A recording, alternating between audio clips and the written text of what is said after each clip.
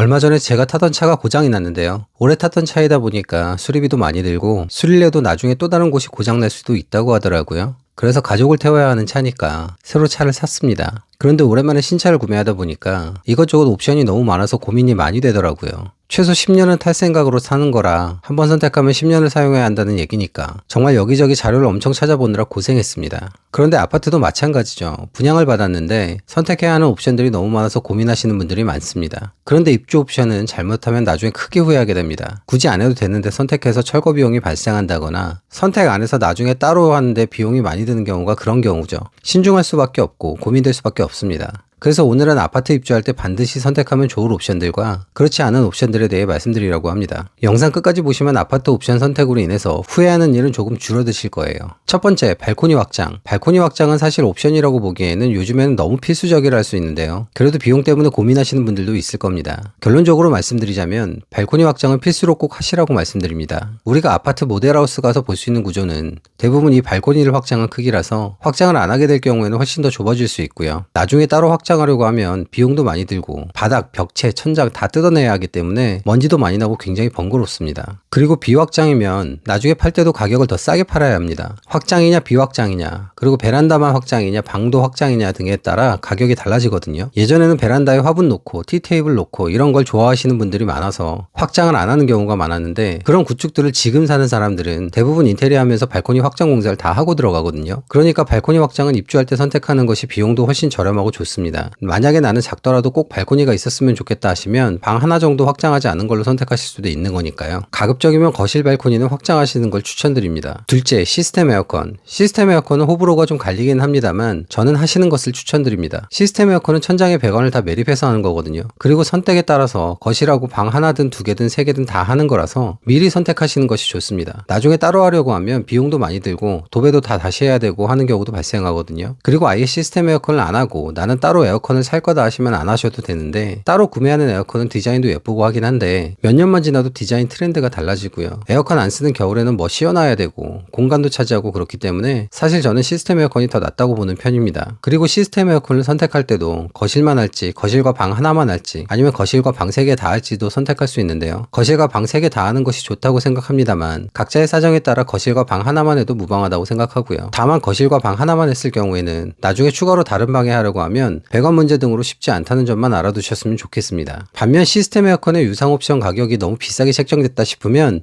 따로 하시는 게 나을 수도 있고요. 또 시스템 에어컨 옵션을 선택했는데 에너지 효율이 떨어지는 3, 4등급으로 해준다 싶으면 나중에 나올 전기요금도 고려해서 판단하시는 게 좋습니다. 셋째, 주방용 가전제품. 주방용 가전제품은 사실 취향에 따라 달라지긴 합니다만 저는 개인적으로 인덕션이나 오븐, 식기세척기 정도를 선택하시는 것이 좋다고 생각합니다. 집에서 인덕션 쓰시는 분들은 아시겠지만 요즘 인덕션은 일반 가스레인지보다 훨씬 성능이 좋죠. 화재 예방도 되고 안전하기 때문에 구축 아파트 사시는 분들은 인덕션을 새로 하시는 경우가 많습니다. 오븐도 사실 엄청나게 기능이 좋아야 한다 싶은 게 아니라면 선택해도 무방하다고 생각하고요. 식기세척기의 경우에는 주방에 맞물려 있는 수납장들이나 주방 상판 때문에 나중에 자르면 번거롭기도 합니다. 그래서 인덕션이나 오븐, 식기세척기 등은 당장 쓸 생각이 없다면 모르겠지만 필요하다 생각되면 선택하는 것이 낫다고 생각합니다. 그 외 기타 옵션들 좀 얘기해 볼게요. 중문은 하냐 안 하냐로 보면 하는 게 좋다고 생각합니다. 다만 입주할 때 옵션으로는 안 하는 걸 추천드립니다. 중문은 단열해도 좋고 특히 1층은 소음이나 프라이버시 측면에서도 반드시 하는 것이 좋다고 생각하거든요. 그래서 하는 것이 좋다. 그런데 다만 입주 옵션으로는 말고 나중에 입주자들끼리 공구를 한다거나 사실 따로 알아보고 해도 된다고 생각해요. 중문은 디자인이 너무 다양하고 또 개인적인 취향에 맞게 선택할 수 있는 게 너무 많아요.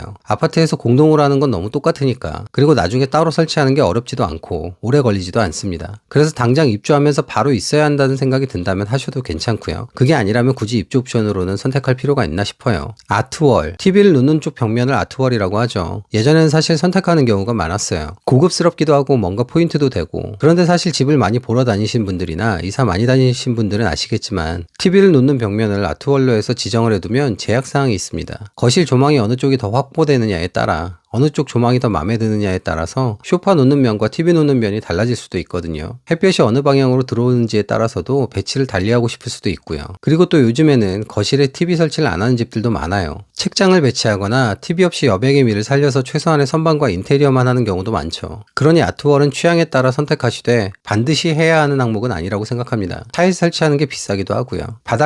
바닥재는 강마루로 할 거냐 타일로 할 거냐인 건데 저는 개인적으로 타일의 장점보다는 단점이 더 많다고 생각해서 반드시 할 필요는 없다고 생각합니다. 타일이야말로 정말 개인 취향에 따라 선택하는 것이기도 하고요. 나중에 다시 마루로 바꾸려면 철거하는 비용도 많이 들고 또 쉬운 공사도 아닙니다. 그래서 일단은 마루로 선택하시고 사용하시다가 나중에 정 타일로 하고 싶으시면 그때 강마루 뜯고 타일로 바꾸는 게 낫다고 말씀드립니다. 냉장고와 조명. 냉장고는 사실 옵션으로 선택해서 빌트인으로 들어가면 주방 자체가 깔끔하고 또 고급스러운 느낌도 듭니다만 냉장고는 주부들의 로망 아이템이기도 하니까 따로 해도 예쁘고 좋은 게 너무 많습니다. 그래서 이건 지극히 개인적인 취향이니까 개별적으로 선택하시는 게 맞는 것 같고요. 다만 나중에 따로 할 경우에는 내가 원하는 냉장고의 사이즈와 주방 내 냉장고용 공간의 사이즈가 다를 수도 있고요. 냉장고 두께가 주방 구조보다 두꺼워서 앞으로 튀어나올 수도 있다는 것은 염두에 두시는 것이 좋습니다. 조명은 옵션으로 선택할 이유가 없다고 생각하고요. 특히 식탁 조명을 선택하면 딱 그 자리에만 식탁을 놓을 수 있거든요. 식탁의 크기나 종류가 다 다른데 그리고 더 좋은 조명을 해봐야 크게 달라지진 않을 것 같아요. 조명은 가성비 좋고 예쁜 것들이 워낙 많으니까 굳이 옵션으로 할 필요가 있나 싶어요. 다만 나중에 조명 따로 하시게 되면 도배지에 영향이 있을 수는 있는데 이건 아파트 입주할 때 하자 보수용으로 도배지를 좀 받을 수가 있어요. 요청하시면. 구매도 아마 가능할 거예요.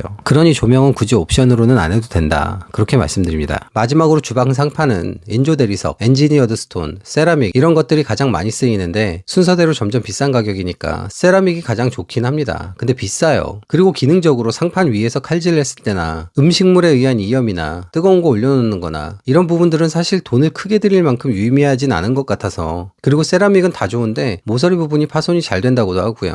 그래서 미관이나 고급스러움 등의 이유로 선택한다면 그건 개인의 선택이지만 반드시 해야 하는 옵션은 아니라고 생각합니다. 굳이 선택하신다면 인조 대리석은 음식물에 의한 얼룩이 잘 남을 수 있기 때문에 엔지니어드 스톤 정도를 선택하시면 좋을 것 같습니다. 자, 오늘은 아파트 입주할 때 반드시 선택해야 하는 옵션에 대해서 알아봤는데요. 내 집에서 천년만년 살 거다, 죽을 때까지 살 거다 하시는 분들은 인테리어를 본인 취향대로 하셔도 됩니다만 그렇지 않은 경우에는 대부분 삶의 주기에 따라 이사하게 되는 경우가 많거든요. 20평대 살았는데 아이들이 커서 방을 따로 만들어줘야 한다거나 아이들과 함께 살았는데 아이들이 다 커서 결혼하고 나니까 적적해서 집을 좀 더 작게 옮긴다거나 노후 자금으로 사용을 위해서 집을 줄인다거나 그럴 경우에는 언젠가 매도를 해야 하는데 너무 심하게 내 취향이 들어간 경우에는 잘 안 팔리고 팔아도 가격을 낮춰서 팔아야 합니다. 10년, 20년 정도 살고 나서 팔 거면 나중에 팔 때 매수자가 사서 전체 수리를 하고 들어올 테니까 괜찮겠지만 그 정도로 오래 살 계획이 아니라면 옵션이나 인테리어를 할 때도 매도시를 생각해서 결정하시는 게 좋습니다. 다만 옵션을 많이 선택할 경우에는 취득세가 올라간다는 점도 꼭 알아두시고요. 가전제품의 경우에는 따로 설치하는 것보다 옵션가가 너무 높거나 터무니없다면 따로 하시는 걸 추천드립니다.